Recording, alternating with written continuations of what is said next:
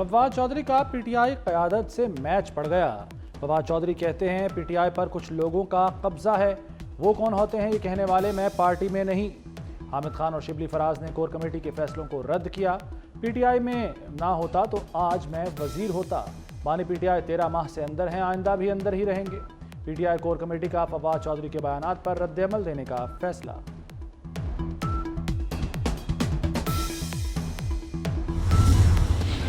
JUI ने मखसूस नशिस्तों पर नून लीग और पीपल्स पार्टी की हिमायत कर दी। वकील जेयूआई कामरान मुर्तज़ा का सुप्रीम कोर्ट में बयान। जस्टिस जमाल बंदोखेल ने कहा कि आप कह रहे हैं इलेक्शन कमीशन ने बिल्कुल ठीक काम किया। जी हां, इलेक्शन कमीशन ने ठीक काम किया है, कामरान मुर्तज़ा का जवाब। जस्टिस मुनीब अख्तर हैरान रह गए। उन्होंने मौलाना फजल रहमान की प्रेस कॉन्फ्रेंस की तरफ इशारा करते हुए कहा कि कल टीवी पर एक प्रेस कॉन्फ्रेंस चल रही थी, आपका मौक़िफ़ तो उससे बिल्कुल मुख्तलिफ है। 2018 और 2024 में मखसूस सीटें कैसे अलॉट हुई? सुप्रीम कोर्ट ने इलेक्शन कमीशन से फार्मूला और दस्तावेजात मांग ली।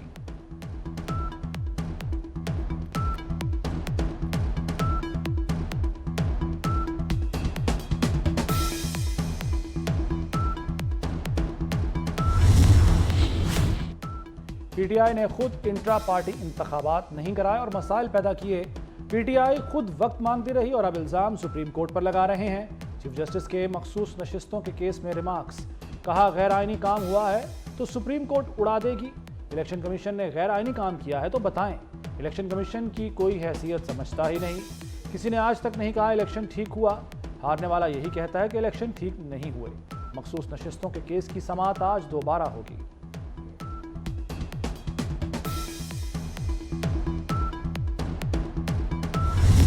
आईन का आर्टिकल 51 और आर्टिकल 106 बड़ा क्लियर है। जिस पार्टी को वोट मिले हो, आईन की रूह का तकाजा यही है कि सीटें उनको मिले। जेयूआई की इलेक्शन कमीशन की हिमायत से फर्क नहीं पड़ता। चेयरमैन पीटीआई बैरिस्टर गौहर की सुप्रीम कोर्ट के बाहर गुफ्तगू। जिस पार्टी को वोट मिले हों उसे सीटें मिलनी चाहिए। जजेस के रिमार्क से लगता है मखसूस नशिस्तें हमें मिलेंगी। पीटीआई में फॉरवर्ड ब्लॉक की भी तरदीद कर दी।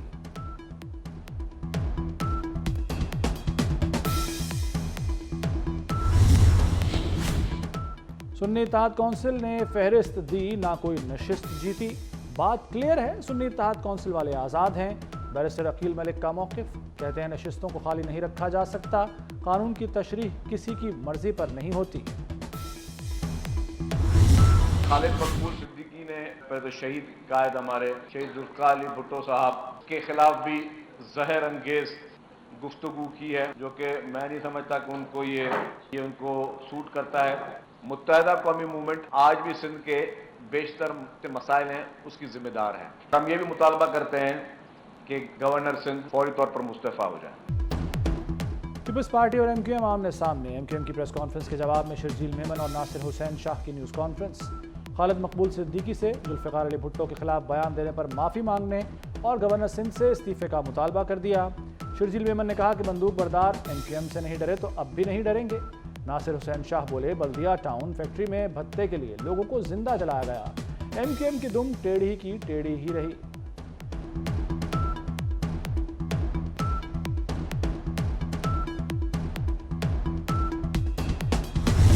खासतौर पे जिनके साथ 50 साल से दुश्मनी की गई, नाइंसाफी की गई, हम शुक्रगुजार हैं सिंध हाई कोर्ट के। और ये फैसला ये था कि 50-56 हजार नौकरियां जो कि गुज़श्ता 50 साल से जिस तरह से बांटी जा रही थी, जिस तरीके से बांटी जा रही थी, उस पर अदालत ने इस दफा जरा ठहरो की आवाज लगाई है। अल्हम्दुलिल्लाह वो नौकरियां जो कि मुकम्मल तौर पर पाकिस्तान का आईन, कानून और तमाम उसूल कहते हैं कि ये 1 से 15 स्केल की नौकरियां सिर्फ लोकल लोगों को देनी चाहिए। एमक्यूएम का 54,000 भर्तियां कलअदम करार देने का खैर मकदम। कन्वीनर खालिद मकबूल सिद्दीकी ने कहा कि नौकरियां बेदरेग बांटी जा रही थी। सिंध हाई कोर्ट ने जरा ठहरो की आवाज लगाई। कोटा सिस्टम से तकसीम की बुनियाद डाली गई। फारूक सत्तार बोले कोटा सिस्टम का नाजायज इस्तेमाल बेनकाब हो चुका। बजट पास हुआ है मुल्क, और इस बात को कहने में कोई मुश्किल नहीं है कि ये पाकिस्तान की तारीख का बदतरीन बजट है। आज एक बात बड़ी वाज़ेह है कि या मुल्क की मईशत रहेगी या ये बजट रहेगा। ये दोनों इकट्ठे नहीं चल सकते। सैलरीड क्लास, सारा बोझ सैलरीड क्लास पे डाल दिया गया। ये बजट और मईशत इकट्ठे नहीं चल सकते। अभी भी वक्त है बजट पर नजरसानी कर लें। शाहिद खाकान अब्बासी का वफाकी हुकूमत को मशवरा। कहते हैं ये पाकिस्तान की तारीख का बदतरीन बजट था। लोगों पर बोझ डालना है तो घर से इब्तिदा करें। हुकूमत ने सारा बोझ तनख्वाहदार तबके पर डाल दिया। ताकतवरों से टैक्स नहीं लिया तो ये मुल्क नहीं चलेगा। शाहिद खाकान अब्बासी साहब और दूसरे बहुत ही मोहतरम भाई मिफ्ता इस्माइल साहब कह रहे थे कि जी बातें तो की हैं, तो इस हवाले से किया क्या है। तो मैं सिर्फ उनकी इतला के लिए अर्ज है कि ना तो कोई 500 अरब रुपया डेवलपमेंट स्कीमों में कोई MNAs MPs को दिया गया है, ना इसका कोई इरादा रखा है। यानी 1500 अरब रुपए का टोटल आपका PSDP जो पब्लिक सेक्टर डेवलपमेंट प्रोग्राम है, बहुत ही मिस इन्फॉर्म्ड है। शायद किताब ठीक नहीं पढ़ी दोनों साहिबान ने। लगता है आपने बजट की किताब सही नहीं पढ़ी। वज़ीर इत्तलाअत अता तारड़ का शाहिद खाकान अब्बासी को जवाब। बोले अरकान पार्लियामेंट को 500 अरब रुपए नहीं दिए, हुकूमत जितने अखराजात कम कर सकती थी कर दिए। वज़ीर आज़म खुद भी मराहत नहीं लेते, काबीना भी तनख्वाहें और मराहत नहीं ले रही।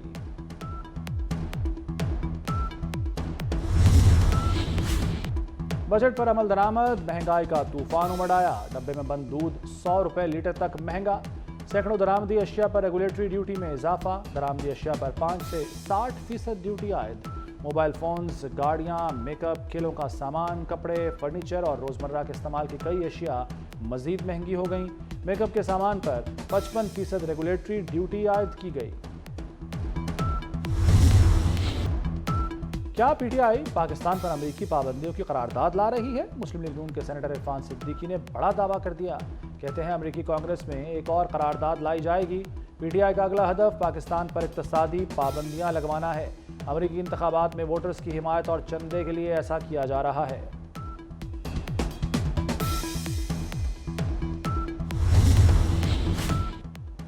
बानी PTI ने पार्टी छोड़ने वालों की वापसी रोक दी। क़यादत की रिहाई के बाद ही रहनुमाओं की वापसी का फैसला होगा। बानी PTI ने शाह महमूद कुरैशी की क़यादत में कमेटी बना दी। 7 रुकनी कमेटी रहनुमाओं की वापसी का फैसला करेगी।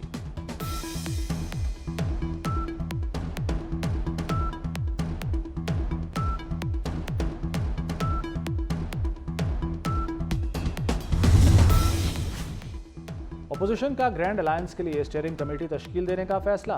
कमेटी PTI और JUI के मुमकिना इत्तेहाद के हवाले से TORs और मुमकिना एहतजाज की हिकमत अमली तय करेगी। कमेटी में तहरीक इंसाफ और JUI के 5 रहनुमा शामिल होंगे। PTI का वफ्द रवां हफ्ते मौलाना फजलुर रहमान से मुलाकात करेगा।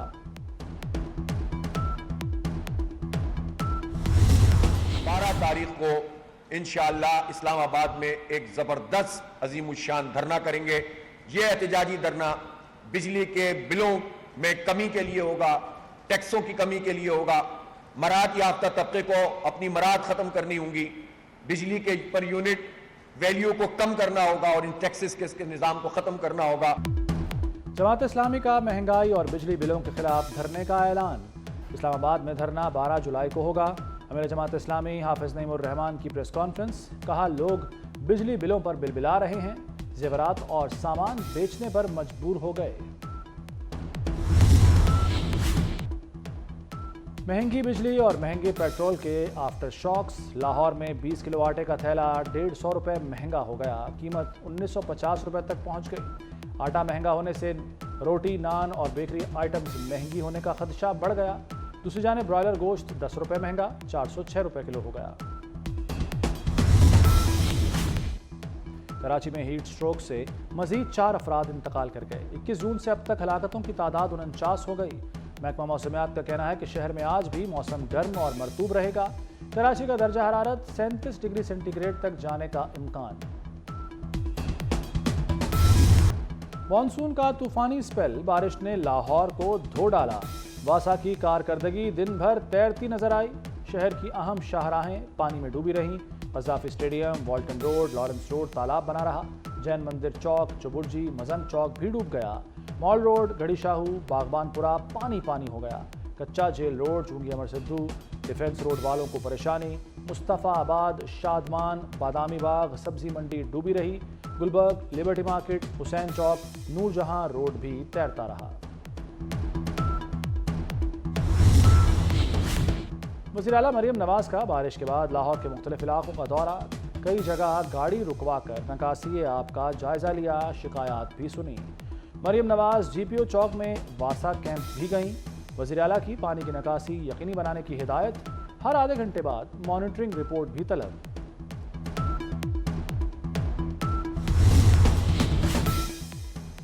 बादलों ने डेरे डाल लिए, मुल्क के मुख्तलिफ शहरों में बारिशों का सिलसिला जारी। फैसलाबाद, गुजरात, नारोवाल, टस्का, मुरीद के कसूर, पाकपतन और भावलपुर में बादल खुलकर बरसे।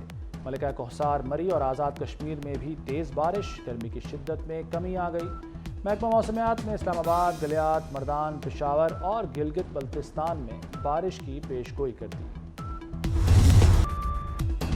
रावलाकोट जेल से कैदियों के फरार की तहकीकात, IG जेल मुअत्तल, डिप्टी सुपरिटेंडेंट जेल समेत 7 एहलकार गिरफ्तार। स्पेशल सेक्रेटरी दाखिला आज़ाद कश्मीर की भी छुट्टी। राजा ताहिर मुमताज़ नए सेक्रेटरी दाखिला आज़ाद कश्मीर तैनात। आज़ाद कश्मीर भर की जेलों में सिक्योरिटी हाई अलर्ट। फरार होने वाले कैदियों की तस्वीर जारी कर दी गई।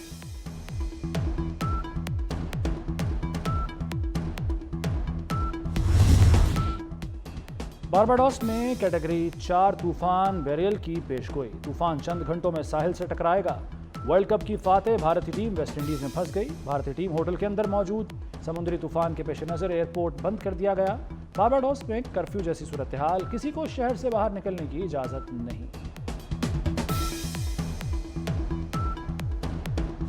इस्राएली फौज के फ़लस्तीनियों पर मज़ालिम जारी। ताज़ा हमलों में मज़ीद 45 फ़लस्तीनी शहीद हो गए। गजा में शहादतें 37,877 हो गई।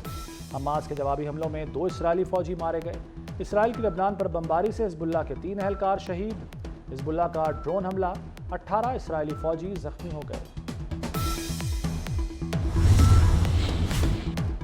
फ्रांस में क़ब्ल अज़ वक्त इंतखाबात का पहला मरहला मुकम्मल। फ्रांसीसी सदर को झटका, मैक्रोन पार्टी को शिकस्त। मैक्रोन की पार्टी 20% वोटों के साथ सबसे पीछे रह गई। दाएं बाजू की जमात 33% वोटों के साथ पहले नंबर पर। नेशनल रैली ने इलेक्शन में तारीखी कामयाबी हासिल कर ली।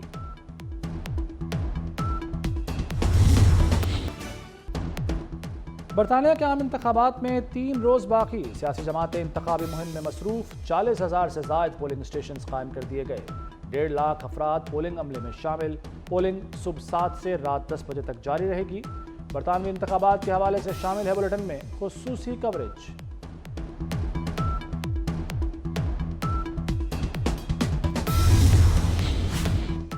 T20 world cup team of the tournament का ऐलान। रोहित शर्मा कप्तान, सूर्य कुमार यादव, हार्दिक पांड्या, अक्षर पटेल, जसप्रीत बुमराह और अर्शदीप सिंह भी टीम का हिस्सा।